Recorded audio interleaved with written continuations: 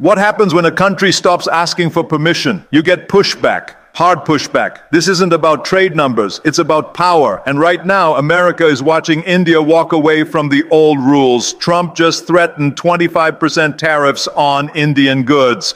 The reason they're giving you? Trade imbalance. The real reason? India is becoming too independent. And that scares Washington more than they'll admit. Look, most people think this is just another trade war, but dig deeper. This is about control slipping away. For the first time in decades, America is dealing with a country that says thanks, but we'll decide for ourselves. And that changes everything. India isn't just growing fast. It's growing different, not by copying the West, not by playing by American rules, but by building its own game entirely. And that game is working. Here's what nobody talks about. India just became the world's 5th biggest economy. But that's not the story. The story is how they did it, on their terms, with their own systems, using their own playbook. 1 billion people, most under 30, 1 billion smartphones, 900 million internet users by next year. You're watching the biggest connected democracy in history come online, all at once. But there's more. India's GDP is growing at over 7% annually. Compare that to America's 2-3%. China's slowing down to 5%. India is accelerating while others are braking. The demographics tell an even bigger story. India adds 12 million people to its workforce every year. That's like adding a new Australia annually. But unlike other countries with large populations, India's workforce is getting more skilled, not less. Engineering graduates, India produces 1.5 million per year. The US produces 200,000. Software developers, India has over 4 million. That's more than the rest of the world combined. And here's the part that keeps American strategists awake at night. India is doing it without asking America how. Look at digital infrastructure. India built the world's largest biometric database. Aadhaar covers 1.3 billion people. Every citizen has a digital identity from birth to death, tracked, verified, connected. That database powers everything: banking, welfare, taxes, healthcare. It's like Social Security, but for everything. And it works. Fraud is down, efficiency is up, costs are lower. America still argues about digital ID systems. India built one and moved on. Take UPI. India's payment system. It's not just competing with Visa and MasterCard, it's beating them. More transactions, lower costs, built in India, for India, by Indians. The numbers are staggering. UPI processes over 10 billion transactions monthly. That's more than all American payment systems combined. Transaction fees? Nearly zero. Settlement time? Instant. Walmart spent $16 billion to buy into this system through PhonePe. Google invested billions in Google Pay India. Even Facebook tried to get in. Why? Because India built something better than what Silicon Valley created. But it goes deeper. India's Jan Dhan banking program brought 400 million people into the formal economy. People who never had bank accounts suddenly had digital wallets. Farmers selling crops got payments instantly. No middlemen, no delays. That's not just technology, that's social transformation at scale. Or look at space. India's moon mission cost less than a Hollywood movie, and it worked. Their next goal? Sending people to space by 2026. Not with American help, not with Russian rockets, with Indian technology. Here's what makes India's space program different. It's profitable. Private companies can book launches for a fraction of what SpaceX charges. India launched 104 satellites in one mission. SpaceX's record? 143 LEDs, achieved years later. Commercial space launch revenue, India captures 8% of the global market and growing fast. They're not just reaching space, they're making money doing it. This isn't accident, this is strategy. India is building everything it needs. Semiconductors, AI, defense systems, green energy, not by buying from America, by making it themselves. Apple moved production there. Tesla suppliers followed. Google built data centers. Why? Because India isn't just a market anymore, it's an alternative to China. And in a world where supply chains matter, that's huge. So what does America do? What it always does when it can't control something, it pressures. Here's the thing. America got comfortable being the boss. When Washington called, countries answered. When America wanted something, countries delivered. But India, India listens politely, then does what's best for India. That's not defiance, that's independence. And independence from America is something Washington doesn't handle well. Let me break down what's really happening with these tariff threats, because this isn't random. This is calculated pressure designed to bring India back in line. Trump says Indian goods get easy access to American markets, while American goods face high barriers in India. The numbers? Indian tariffs on U.S. farm products average 39%. U.S. tariffs on Indian goods sit around 7%. Sounds unfair, right? Until you understand why. India has 1.4 billion people to feed. Many still farm for a living. You can't just flood their markets with cheap American corn and wheat. That's not protectionism. That's survival. India's government can't let rural communities collapse just to make American farmers happy. But Trump doesn't care about Indian farmers, he cares about American votes. And threatening India plays well with his base. Here's what really triggered this. India kept buying Russian oil during the Ukraine war. Cheap oil. Good for Indian consumers, bad for American pressure campaigns. India also bought Russian defense systems, the S-400 missiles, despite American 3. Odds, despite sanctions warnings, India bought them anyway. Why? Because India doesn't outsource its security decisions to Washington anymore. America wants India as a partner against China. But America also wants India to act like a junior partner, to follow American leads, to choose American sides. India's response will partner with America, but will also partner with Russia, France, Japan, and whoever else serves our interests. That's called strategic autonomy. And it drives American policymakers crazy. Think about it from America's view. For decades, countries had to pick sides. Soviet or American, communist or capitalist. You were in one camp or the other. But India picked itself. And that breaks the old system completely. So Trump goes public with tariff threats, not because India's an enemy, but because India won't be a dependent ally. And for America, that's almost worse. Here's what people miss. India isn't playing the old game anymore. East versus West. America versus China. Those are 20th century rules. India is building something new, a network approach. Work with everyone, depend on no one, and that approach is spreading. Look at the numbers. In 5 years, India signed major deals with America, France, Israel, Britain, and Japan, all while keeping ties with Russia. The Rafale fighter jets from France, not just a purchase, a technology transfer. French engineers trained Indians. Indians learned to build advanced systems. That's partnership, not dependency. With Britain, India signed a 2030 roadmap, cyber defense, AI, clean energy, digital trade, long-term cooperation built on equality, not hierarchy. Israel became India's biggest defense partner, but India didn't just buy Israeli drones, they co-developed them, built manufacturing capacity, created jobs at home. This is the new Indian strategy. Don't just import, co-develop, don't just buy, co-create, build local capacity while building global partnerships. By 2025, over 70% of India's military budget went to domestic production. Indian companies aren't just making for India anymore, they're exporting globally.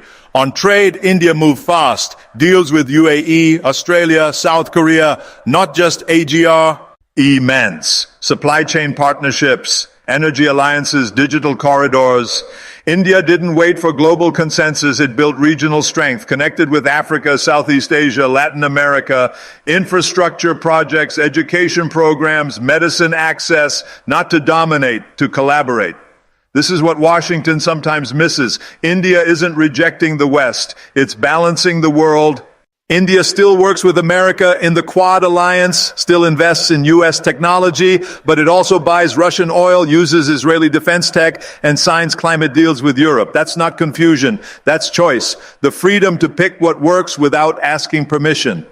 And honestly, that's what every country should want. Sovereignty without isolation, partnership without dependence. When Trump pressures India to fall in line, he's really saying America doesn't want India to have choices. America wants India to walk America's path. But that's outdated thinking. This century belongs to countries that can adapt, collaborate, and lead on their own terms. And India is doing exactly that. So is America losing influence? Not entirely.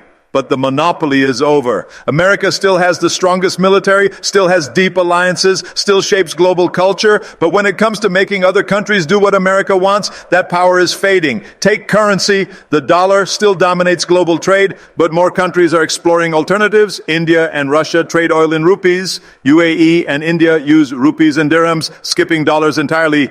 That doesn't kill the dollar tomorrow, but it signals something bigger. Countries want options, and options mean independence.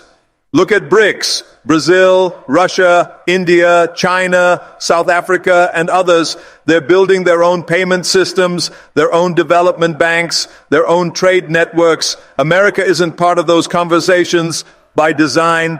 India hosted the G20 and made its vision clear. The global economy shouldn't center on Western dominance. It should center on shared growth, digital inclusion, and resilience.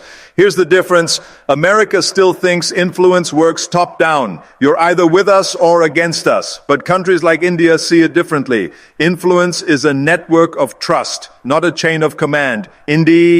A's approach is simple: multi-alignment, trade with America, buy defense from Russia, build solar with UAE, partner with Japan on chips. That's not disloyalty, that's smart policy in a connected world. For America, that's hard to accept. It means American playbooks don't work anymore. A decade ago, America could get what it wanted with phone calls. Today, America has to compete on price, influence, and diplomacy. So is America losing influence? It's not collapsing, but it's no longer the only decision maker.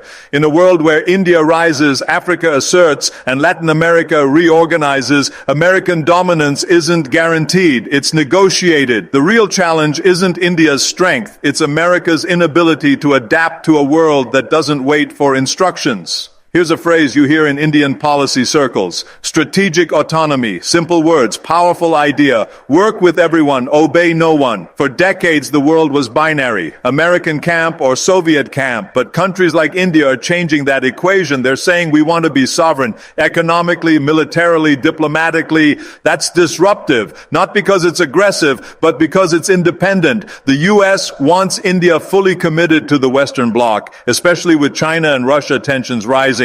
But India's answer is clear: we'll work with you, but we decide the terms. This became obvious during the Ukraine war. America expected India to condemn Russia, follow sanctions, cut energy ties. India didn't. Not because India supports war, but because India doesn't outsource foreign policy. India kept buying Russian oil. Energy security for 1.4 billion people came first. India stayed neutral at the UN, choosing diplomacy over division. Look at defense. India does military exercises with the U.S. Navy while conducting drills with Russia and China. That's not mixed messaging. That's non-aligned pragmatism. India understands something key. True independence comes from options, not putting all security eggs in one basket. Here's what makes India unique. It's not trying to be the next superpower in the old sense.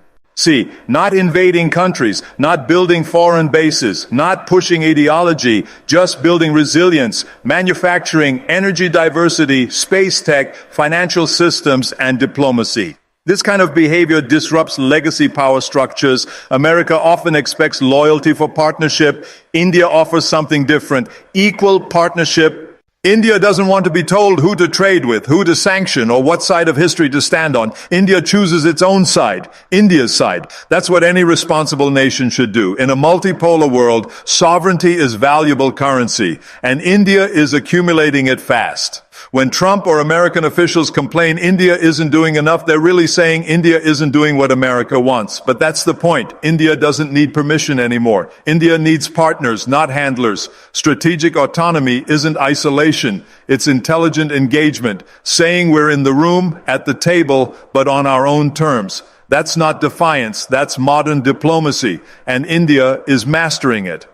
So what happens next? Will Trump's tariff threats work? Will India fold under pressure? Here's what won't happen. India won't panic, won't fold, because this isn't 1975 India. This is 2025 India. Nuclear power, space innovator, largest democracy on earth. The India that once needed foreign aid now sends satellites to the moon. The India that once negotiated from weakness now sets G20 agendas. Tariffs might hurt short term, Indian exporters in textiles, gems, electronics could see impacts, but long-term, this might accelerate India's economic pivot. Indian trade officials are already deepening ties with Africa, EU, Middle East. Bilateral agreements are moving faster. Rupee settlements are expanding. Make in India is becoming real manufacturing reality. The real risk isn't for India, it's for America. Because if America leans too hard on pressure, it might push India toward more independence and hedging. In trying to control the partnership, America might lose it entirely. Think about it like software. If your platform becomes too closed, developers leave. In geopolitics, if your diplomacy becomes too conditional, partners diversify. Right now, India is diversifying. But here's the good news. This doesn't have to be a breakdown. It can be a breakthrough. America and India share values, democracy, innovation, belief that the future should be shaped, not inherited. If both sides choose respect over control, they can build something powerful, not just a trade deal, a model for equal cooperation in a multipolar century. What happens next is clear. India will continue rising, continue saying no when needed, yes when it makes sense. Will partner, compete, and lead on its own terms, not to dominate the world, to balance it. Trump's tariff threats are noise. The real signal is this: the world is changing. India isn't asking permission anymore, not waiting for approval, building its own path. And the world is finally watching. This is bigger than trade disputes or oil deals. This is about power shifting from concentration to distribution, from hierarchy to network, from dependence to autonomy. India isn't rejecting partnerships, it's redefining them on equal terms, with mutual respect for mutual benefit.